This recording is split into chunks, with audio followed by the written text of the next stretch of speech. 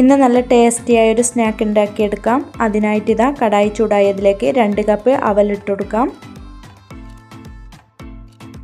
പിന്നെ ഇതിലേക്ക് 1 കപ്പ് ചിരവിയ തേങ്ങയും കൂടി ഇട്ട് കൊടുത്തിട്ട് മീഡിയം ഫ്ലെയിമിൽ ഇത് രണ്ടും നല്ല പോലെ ഒന്ന് വറുത്ത് കൊടുക്കാവുന്നതാണ്.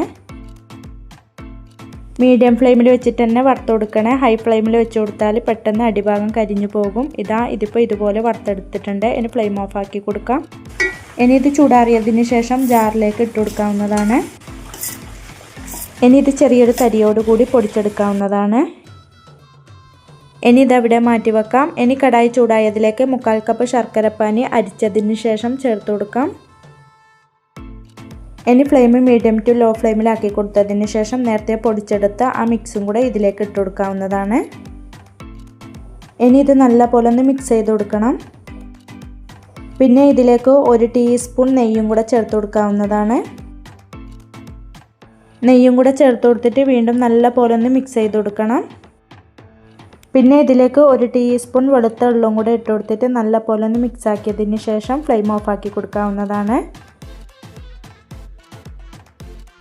ഇനി അല്പം ഒന്ന് ചൂടാറിയതിന് ശേഷം ഇതിൽ നിന്ന് ഇതുപോലെ കുറേശ്ശെ എടുത്തിട്ട് ഇതുപോലെ ഒന്ന് ഉരുട്ടിയെടുക്കാവുന്നതാണ്.